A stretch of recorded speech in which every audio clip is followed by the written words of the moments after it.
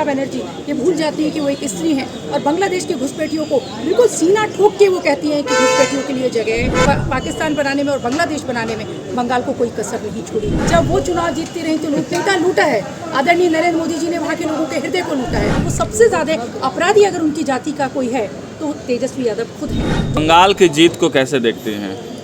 जब हम बंगाल की प्रचंड जीत की, भव्य जीत की, सुंदर जीत की, सभ्य जीत की जब हम बात करते हैं तो हम भारतीय जनता पार्टी की एक राजनीतिक दल की तरह जीत की बात नहीं करते हैं। हम बात करते हैं उस जीत की जब सनातन का उद्घोष होता है। हम बात करते हैं उस मानवता की जब मानवता का शंखनाद होता है।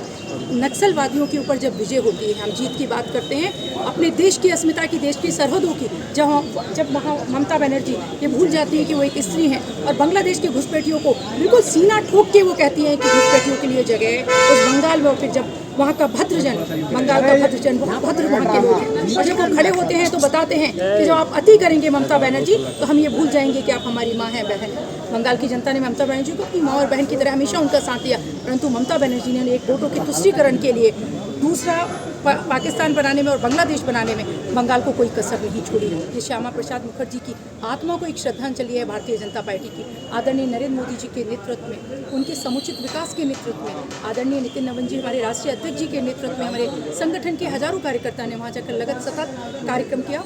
उसकी एक ये जीत है और ये आप में से हर व्यक्ति की, देश के हर नागरिक की जीत है जो अपनी आने वाली पीढ़ियों के लिए एक सुरक्षित प्रदेश बनाना चाहता है, एक सुरक्षित भारत बनाना चाहता है, जिसकी सरहदें सुरक्षित हो, जिसकी संस्कृति सुरक्षित हो। ये वही महिला हैं जिन्होंने दुर्गा पांडाल, जो सबसे ज़्यादा दुर्गा पांडाल प्रिय होते हैं बंगाली लोगों को, उनमें नमाज पढ़वाई, जबरदस्ती उनको बंद कराया। तो वहाँ के लोगों ने बता दिया, क्योंकि जो महिलाएं हैं, आप बंगाल की महिलाओं को विशेष से मैं कोटि कोटि प्रणाम करना चाहती हूँ उनके चरणों में एक नागरिक होने के नाते। क्योंकि संस्कृति की वाहक होती हैं महिलाएं, और जब संस्कृति की वाहक को लगता है कि संस्कृति खतरे में है, उनकी सरहदें खतरे में हैं, तो वो वोट के माध्यम से ऐसे ही अपना इंतकाम लेती हैं जो हमारी बंगाल की वो कह रहे हैं कि लूट हुआ है।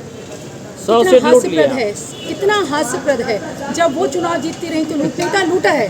आदरणीय नरेंद्र मोदी जी ने वहाँ के लोगों के हृदय को लूटा है। आदरणीय नितिन नवीन जी ने, राष्ट्रीय अध्यक्ष जी ने संगठन के लोगों को मारा जा रहा था।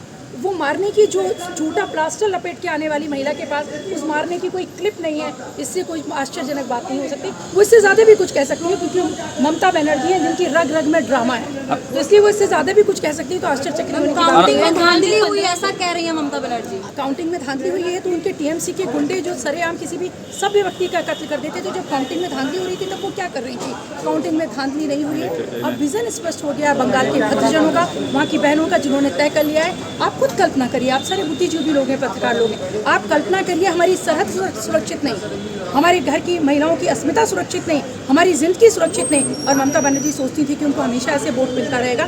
तो ये संभव नहीं, क्योंकि ये भारत की भूमि है जहाँ वसुदेव कुटुंबकम के साथ हम जीते हैं, अपनी सनातन परंपरा के साथ। पर जब इस पर व्रतपात किया जाता है तो फिर सुदर्शन चक्र चलता है अंतिम 99 गलतियों के साथ, और वही अनामिका मैम, तेजस्वी यादव के बारे में क्या कहेंगी? जहाँ जा रहे हैं वहाँ सुपड़ा साफ करवा दे रहे हैं। मैं हमेशा उनके विषय में एक बात कहती हूँ कि उन्हें कोई राजनीतिक, नैतिक, सामाजिक अधिकार नहीं कि वो कुछ भी कहें, और मुझे हमेशा उन पर एक सहानुभूति और दया आती है, जिसके पास इतनी बड़ी लेगेसी थी, जिनके पिता ने किसी भी तरह से ये इनकेन करके एक वोट बैंक को अपनी तरफ कर लिया था, और वो वोट बैंक भी वो संभाल कर नहीं रख पाए, क्योंकि उन्होंने समझा ही नहीं कि वो अब नई पीढ़ी में आ गए हैं। लाठी को तेल पिलाना और अपने युवाओं को भड़काना, कि आप सिर्फ एक भावनात्मक उनको अपील करके उनको, मैं कहना चाहती हूँ कि उनको भटकाया उन्होंने अपने जाति के लोगों को। और वो सबसे ज़्यादा अपराधी अगर उनकी जाति का कोई है तो तेजस्वी यादव खुद हैं, जो खुद सेटल है, उनका पूरा परिवार सेटल है, उनकी पत्नी के मायके के लोग भी सेटल हैं, परंतु उनकी जाति के युवा